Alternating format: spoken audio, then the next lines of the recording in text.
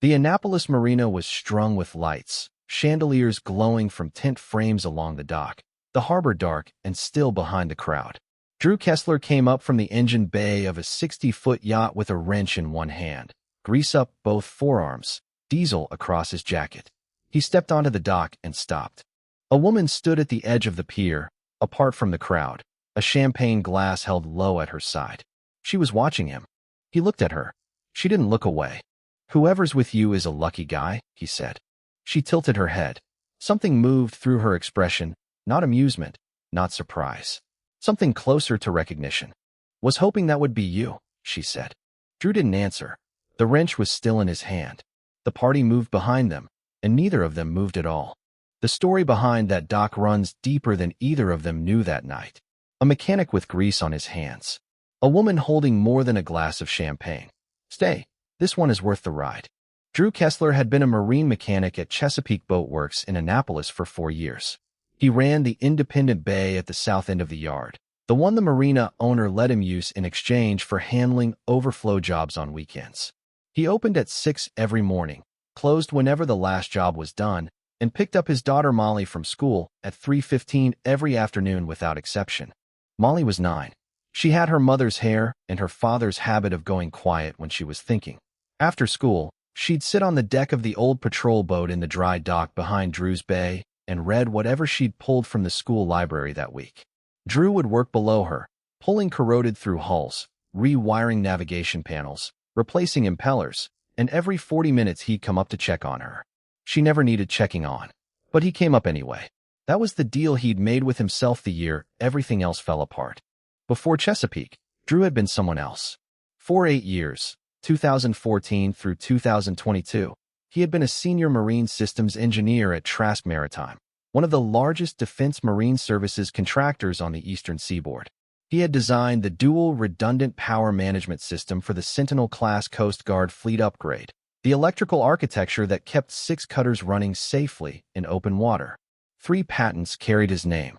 His engineering stamp sat on the foundational drawings of every electrical system Trask had delivered to the federal government in nearly a decade.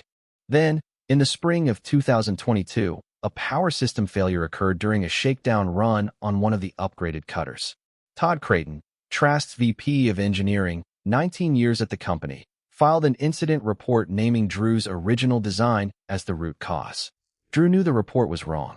He knew the system that failed had been modified months before the incident. Components swapped, redundancies stripped, and the modifications were not his. But his wife Melissa had died 3 weeks before the failure. Molly was 7. The grief sat on his chest like ballast, and the energy it would have taken to fight a man with 19 years of institutional weight was energy Drew did not have. He signed his resignation on a Wednesday. He packed 1 box. He drove to a boatyard where a friend owed him a favor, and he started fixing other people's boats. That was 4 years ago.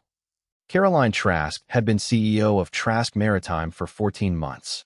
Her father, Walter, who had founded the company in 1995, died of a heart attack in the fall of 2023, and the board asked her to step in before the quarterly filings were due. She had spent 6 years running Trask's commercial division out of New York. She knew the contracts, the clients, the revenue structure.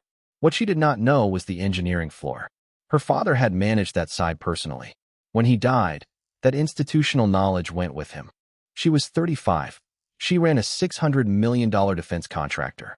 And the night of the annual client reception at the Annapolis Marina, she stood at the end of a dock full of people she was supposed to be entertaining and watched a mechanic climb out of a yacht with a wrench in his hand. The gala was Trask Maritime's signature event: defense liaisons, Coast Guard brass, fleet operators. Drew had been called in 2 hours before it started to fix a VIP guest fuel injector. He came because the job paid double after 5, and Molly was at a friend's house for the night. He didn't know who was hosting the party. He went below deck, fixed the engine, and came back up into the light. He and Caroline talked for 9 minutes on that dock. He said his name was Drew. She said hers was Caroline. Neither of them mentioned a company or a title or a history that connected them to the same 6 vessels in harbor berths 300 yards away. 3 days after the gala, Caroline sat in her office on the 4th floor of Trask Maritime's headquarters overlooking the Annapolis harbor, and opened the engineering archive for the Sentinel-class fleet upgrade contract. She had been reviewing the program's maintenance history, something that should have been audited annually, but had been deferred twice since her father's death, and the file structure required her to trace every subsystem back to its original designer for certification continuity. The name appeared on the second page of the first document she opened. Dr. Kessler, Lead Systems Engineer. Integrated Power Management Architecture. She opened the next file. Dr. Kessler. The next. Dr. Kessler. Patents, Design Validation Reports, Test Protocols, Failure Mode Analyses. His name was on everything that mattered. She pulled his personnel record from HR. Hired 2014. Promoted to Senior Engineer 2017. 3 patents filed on behalf of Trask Maritime, all related to redundant power systems for marine vessels. Performance reviews uniformly excellent. 8 years of top ratings without a single mark below standard. Then a single line at the bottom. Resigned, June 2022. No exit interview notes. No forwarding address. No explanation. Caroline closed the file and opened it again. She read the name on the screen and matched it to the face she had seen 3 nights ago in the dock light. The grease-stained jacket, the steady hands, the quiet voice that carried something underneath it she hadn't been able to identify. Drew Kessler. The mechanic who had fixed a fuel injector for tip money was the engineer who had built the most critical electrical system her company operated. She didn't call him. She drove. Chesapeake Boat Works sat at the end of a gravel road south of the main harbor. The yard was half a dozen bays under corrugated tin, a parts shed, and a fence made of salvaged dock lumber. Caroline parked by the gate and walked in. She found Drew underneath a 32-foot sport fisher, lying on a roller creeper, only his boots and the lower half of his jeans visible. A ratchet turned somewhere above him, slow, deliberate, the sound of a man who was not in a hurry because he did not make mistakes that required starting over. Drew. The ratchet stopped. He slid out and looked up at her, squinting against the afternoon light. She did not tell him what she had found in the engineering files. She did not mention the patents or the personnel record or the name that appeared on every critical page in the archive. Instead, she asked him if he would be interested in a maintenance contract. Trask Maritime kept a fleet of 6 demonstration vessels at the north end of the marina, and they needed a local contractor for ongoing upkeep. Drew studied her face for a few seconds. Then he wiped his hands on a rag that was already past being useful and said, "I know those boats. I can do that." She nodded. She left. She sat in her car in the gravel lot with the engine off and the engineering file still open on her phone, his name lined up next to certifications and specifications that no one at Trask Maritime had touched since he'd walked away. She closed the phone, pulled out of the lot, and drove back to her office. But she did not forget the way his voice had changed when he said he knew those boats. The brief, barely visible shift from a mechanic answering a question to an engineer recognizing his own work. Drew started on the Trask fleet the following Monday morning. 6 vessels, berthed side by side at the north end of the Annapolis Marina. 40 to 60-foot demonstration models that Trask Maritime used for client tours, capability showcases, and Coast Guard liaison meetings. He checked them bow to stern, 1 vessel per day, logging every system against the original equipment specifications he still carried in his head with the kind of precision that 4 years of fixing other boats had not eroded. He and Caroline crossed paths almost every day. She would come down to the marina in the late afternoon, sometimes carrying a clipboard, sometimes carrying nothing at all. They talked on the dock while the light went flat over the harbor and the afternoon sailboats headed in. Drew asked about the tides. Caroline asked about the engines. He told her about a corroded seacock on the second vessel. She told him about a client dinner she was dreading. Neither of them talked about Trask Maritime as a company. Neither of them talked about engineering or personnel files or the reason a man with 3 patents was lying under boats for a living. Drew assumed Caroline worked for the company in some operational capacity, someone with enough authority to approve a maintenance contract, but not enough to attend the engineering reviews he used to sit in on. She did not wear a lanyard or a badge. She introduced herself only as Caroline. He had no reason to ask for more. On the second Thursday, a black SUV pulled into the marina lot, and Todd Creighton stepped out. He wore a sport coat over a collared shirt, a company lanyard around his neck, and the particular kind of stride that comes from 19 years of knowing where everything is and who is supposed to be in it. He walked the dock, stopped at the third vessel, and saw Drew standing on the aft deck with a multimeter probe touching a power distribution terminal. Todd's face did not change, but his posture did, a visible straightening, a half step backward, the physical reflex of a man encountering something he had assumed was permanently behind him. He found Caroline 20 minutes later near the marina office. "We have in-house technicians certified for fleet maintenance," he said. "Hiring an outside contractor for vessels that carry federal certification creates unnecessary liability." Caroline looked at him evenly. "His work is cleaner than anything I've seen from in-house in the last year. The contract stays." Todd did not argue further. He returned to his car. But from the dock, Drew had watched the entire exchange. The angle of Todd's shoulders, the set of his jaw, the way he had looked back at the third vessel before getting into his SUV. It was the look of a man who thought he had buried something and had just realized that the ground was not as deep as he remembered. The following week, Todd's presence at the marina became a pattern. He requisitioned additional insurance certificates from Chesapeake Boat Works, documentation Drew had already provided. He required Drew to sign in and out through the Trask Maritime Security Office at the Marina Gate, a process that added 15 minutes to every arrival and departure. He scheduled 2 unannounced compliance inspections on vessels while Drew was actively working aboard. Drew did not push back. He completed every form. He signed every log. He kept his head down and his hands on the work, because the work was what he was there for, and the work was the one thing Todd Creighton could not take from him twice. It was on the third vessel, a 52-footer used for Coast Guard liaison tours, that Drew found it. He was checking the main power distribution panel behind the helm station, the same panel he had designed the architecture for 7 years earlier. The wiring was wrong. Not damaged, not degraded, wrong. The dual redundant channels he had specified were gone. In their place was single-channel wiring, one power bus running every critical system on the boat. No redundancy, no failover, no second path if the first one failed. He checked the fourth vessel. Same configuration. He stood in the engine bay of the fourth boat for a long time, one hand resting flat against the panel housing, his eyes moving over wiring that he recognized and wiring that he did not. This was not a field substitution or a parts shortage workaround. Someone had gone through his design, stripped out the dual redundant architecture, and replaced it with a cheaper, simpler system that met none of the safety margins he had built in. Someone who understood the drawings well enough to know what to remove and did it anyway. He found Caroline on the dock that evening. She was standing near the last berth, her phone in one hand, looking out at the harbor. When she turned and saw his expression, she put the phone away. "The power management system on these boats isn't what it's supposed to be," Drew said. His voice was level but tight. The way a surgeon's voice gets when the situation is serious and panic would make it worse. Somebody pulled the dual redundant architecture and ran single channel instead. One bus. No backup. If any of these boats hits rough weather offshore, a storm, even a heavy squall, the entire electrical system goes dark.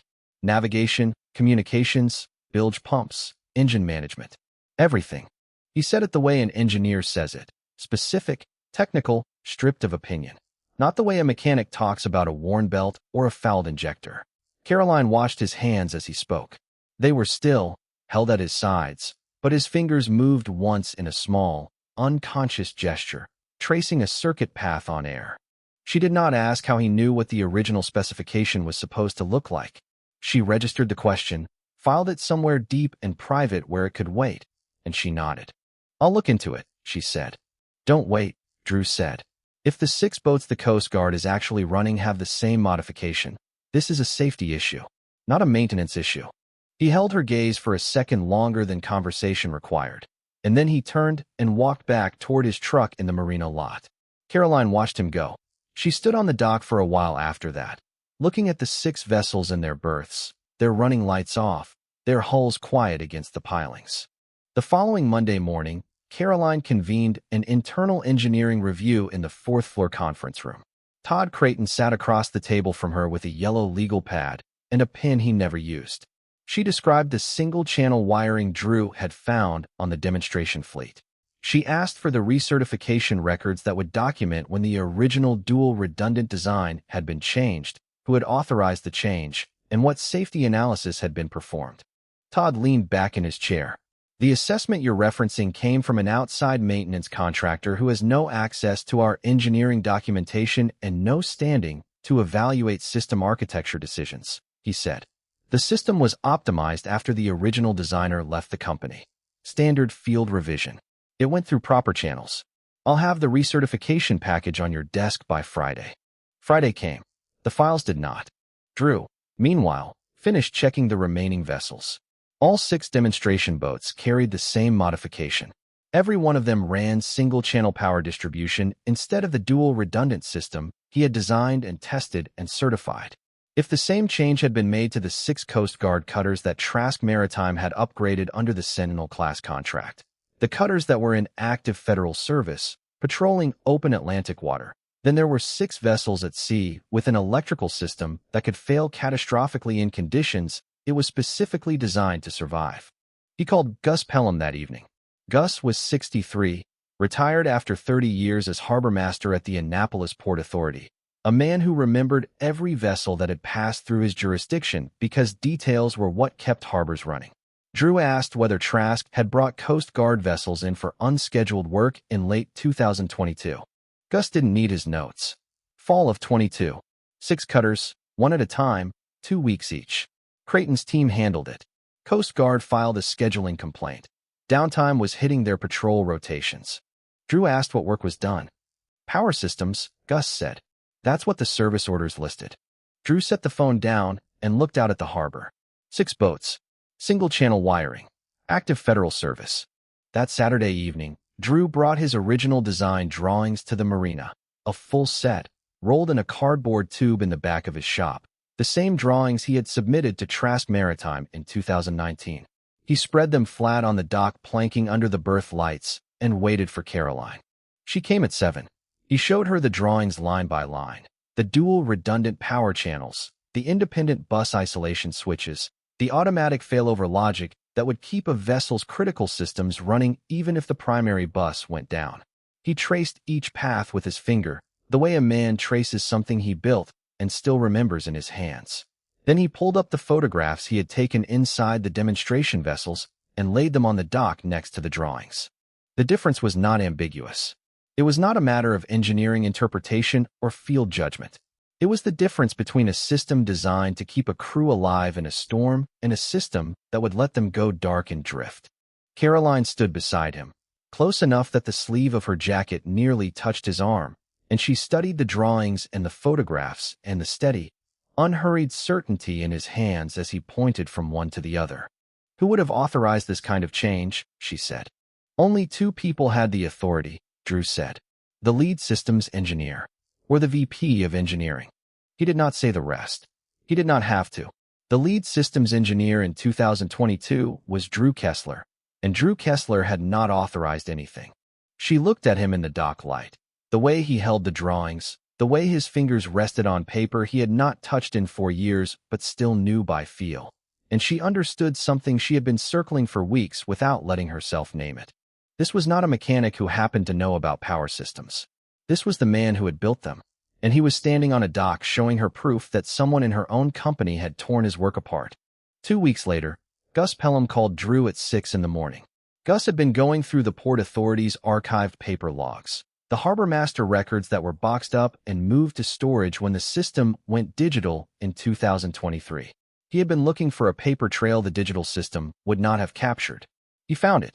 The records included engineering change orders that Trask Maritime had filed with the Port Authority for service work on federally contracted vessels. ECO number 4771, dated April 2022. Subject: Power Management System Field Optimization, Sentinel-class fleet, vessels 1 through 6. The order authorized replacement of dual redundant architecture with single-channel wiring across the entire fleet. The signature line carried one name: Todd Creighton, VP Engineering. Below the signature was a second line, a mandatory co-signature from the program's lead systems engineer, required by Trask Maritime's own internal engineering governance procedures and by the terms of the federal contract. The line was blank. No name. No stamp. No date. The most significant engineering change in the history of the Sentinel-class program had been executed on one man's authority alone. But there was more. Gus had cross-referenced the ECO date against the Port Authority's vessel movement logs.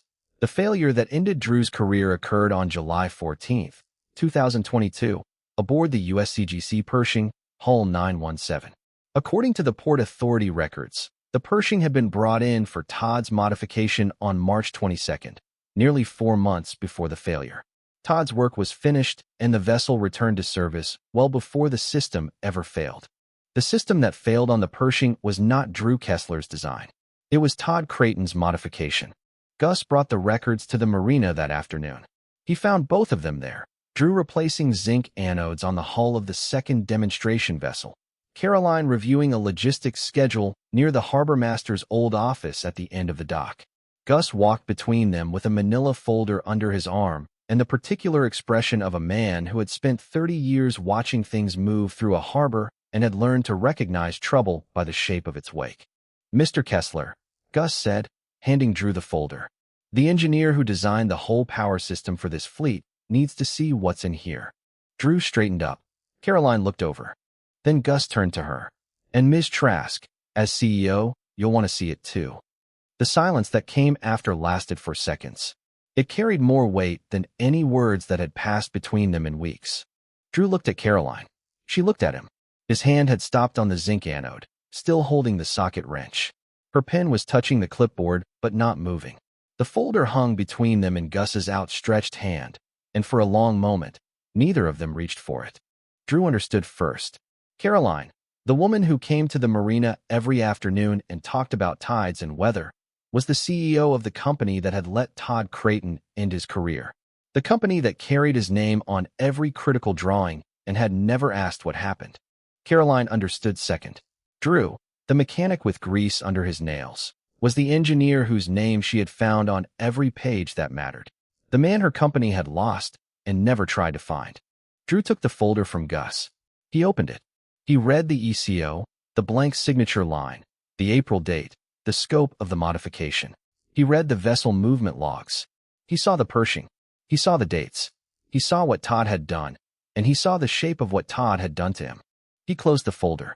He set it on the dock plank between them. Carefully, the way you set something down when your hands want to shake, and you will not let them. He looked at Caroline once, a long and level look that held nothing hostile and nothing tender and nothing that either of them could name. Then he picked up his tool bag, turned, and walked down the dock toward the parking lot. Caroline did not follow him. She picked up the folder and read it standing alone on the dock as the berth lights came on around her and the harbor went dark. Drew did not answer his phone for 4 days.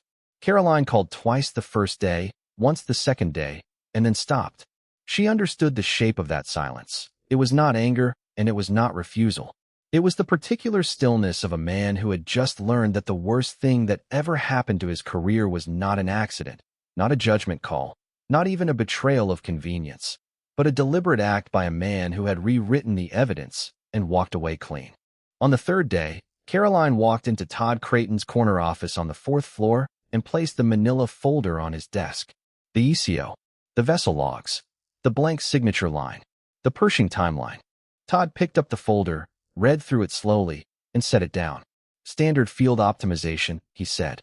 "I had the authority to execute engineering changes within my division." "You had the authority to sign," Caroline said.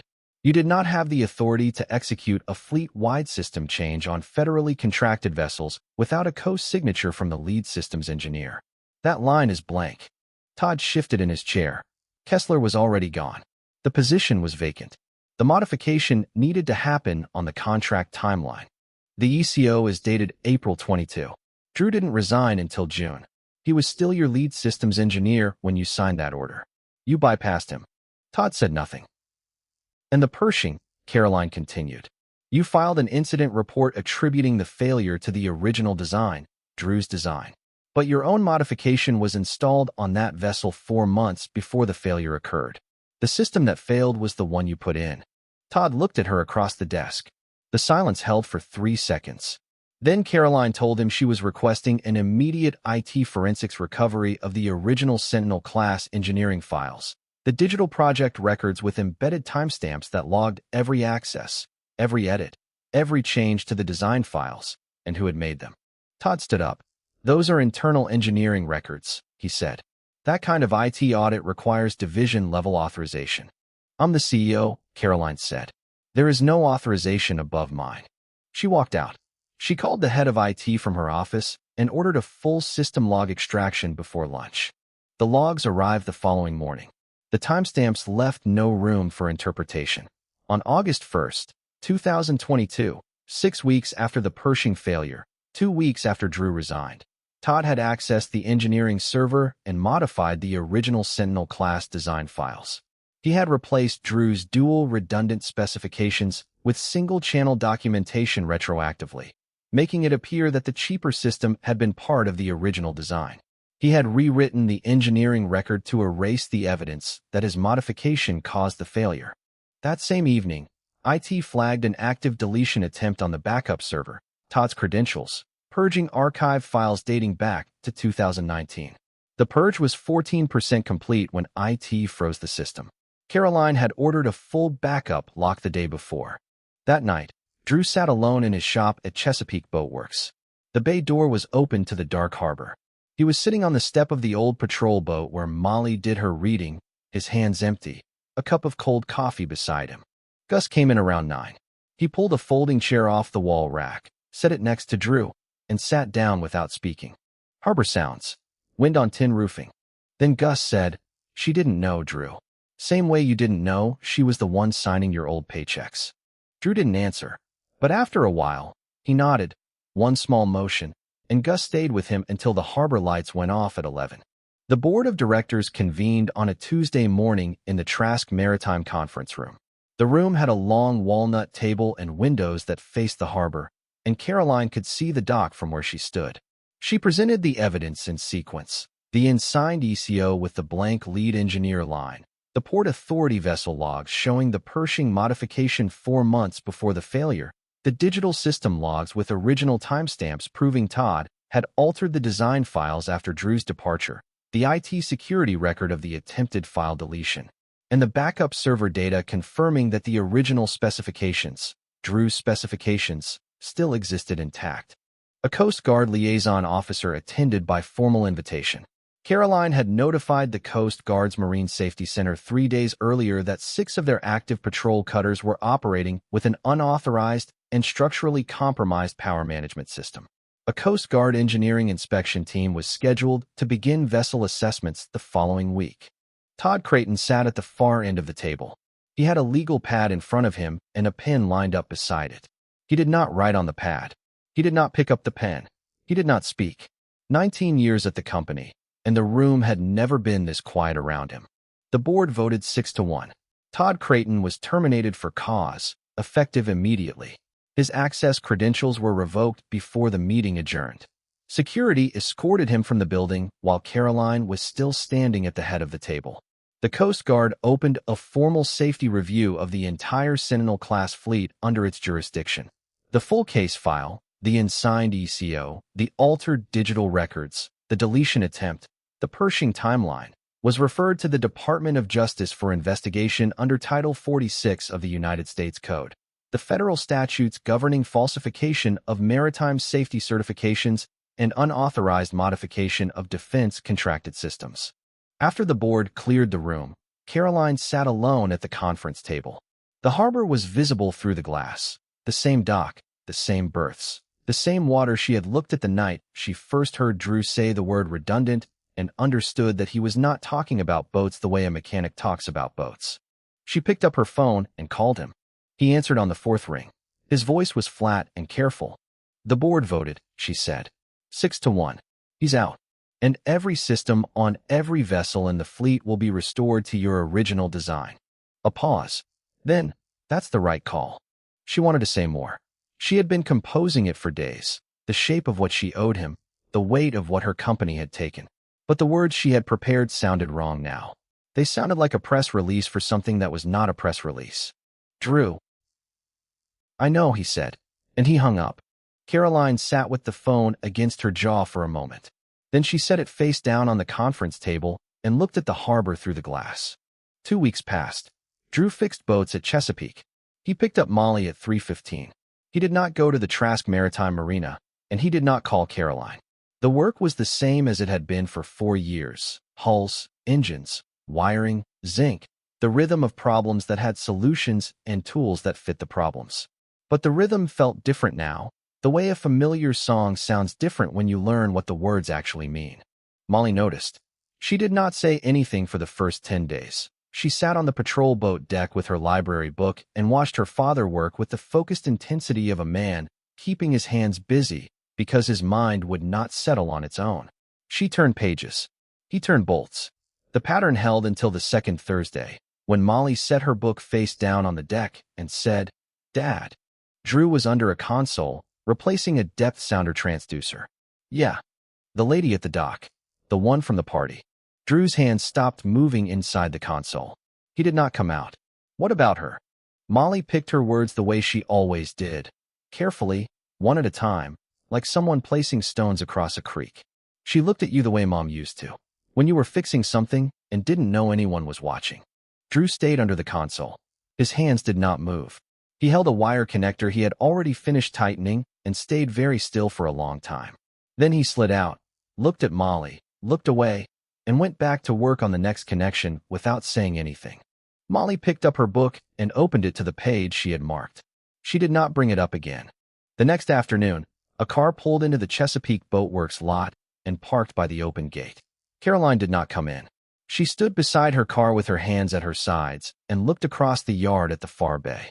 Drew was kneeling next to a small outboard engine mounted on a wooden test stand. Molly stood beside him, holding a yellow dipstick, leaning in to watch while he showed her how to read the oil level, where the markings were, what the color meant, how to wipe it, and check again.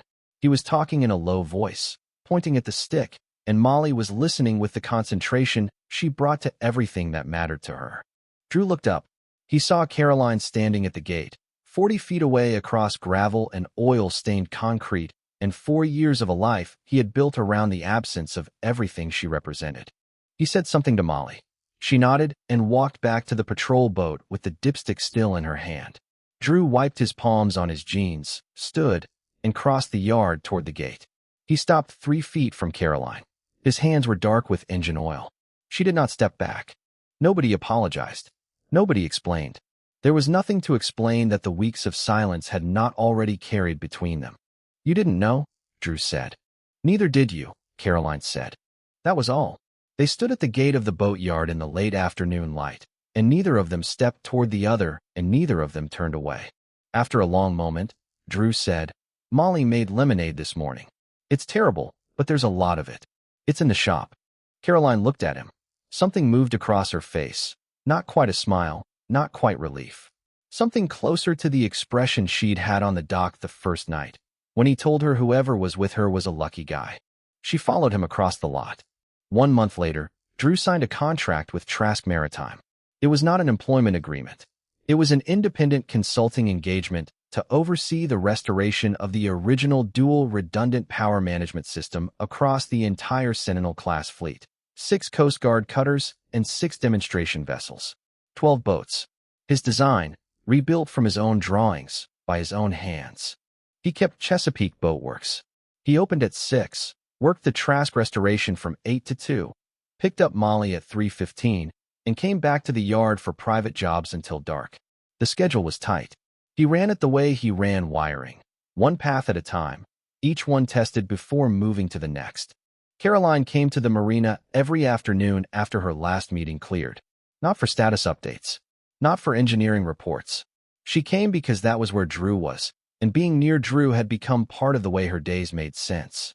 She would find him in an engine bay or on the dock, and they would talk while the light moved across the harbor and the afternoon boats came in. They talked about Annapolis in autumn, the smell of brackish water and turning leaves. They talked about the Chesapeake and the weather, and the way the harbor changed color between 5 and 6 in the evening. Sometimes they didn't talk at all. Sometimes they just stood on the dock rail and watched the water and let the quiet sit between them like something neither of them needed to fill.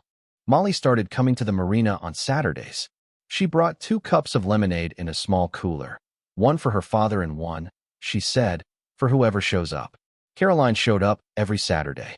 Molly would hand her the cup without ceremony, open her library book, and settle onto a dock cleat while the two of them stood at the railing and said whatever came next. She never seemed surprised that Caroline was there. She never asked why. She just made sure there were always 2 cups. By the 3rd week, the 6 demonstration vessels were complete. Drew moved to the first Coast Guard cutter, the Pershing, Hull 917. The vessel whose failure had ended his career and whose modification had been the evidence Todd used to rewrite the story. Drew worked on it with the slow, exact attention of a man putting something right that should never have gone wrong. He did not talk about what it meant. The work said it clearly enough. On the last evening of the fleet restoration, the light came down soft and blue over the Annapolis harbor. The string lights along the dock were on. The same lights that had hung during the gala. The same warm glow on the same weathered planks. Drew was below deck on the final vessel, connecting the last relay on the last power bus in the dual redundant system. The bus hummed to life. Green indicators ran down the panel in sequence. The system was complete, clean, balanced, redundant, exactly as he had designed it 7 years ago. He came up from the engine bay and stepped onto the dock. He had a wrench in one hand, grease on his jacket, diesel on his boots. Caroline was standing at the end of the pier, alone. The harbor stretched behind her. The boats sat quiet in their berths. The party was long over. The dock was theirs. All 6 done, she said. All 6. He walked toward her. She did not step back. He stopped close enough that she could see the oil on his knuckles and the line of exhaustion along his jaw, and the thing beneath both. The steadiness, the certainty, the quiet weight of a man who had finally finished something that should never have been undone. Drew set the wrench on the dock railing. Caroline placed her hand beside it, not touching, close enough that neither of them needed to reach to know the distance had already closed. The harbor was still. The boats shifted in their slips with the tide. Somewhere across the water, a halyard clinked against a mast in the evening wind, a small, repeating sound, like a clock that was not counting anything down. Neither of them had come looking for the other. They had just kept showing up at the same dock, and eventually, that was enough.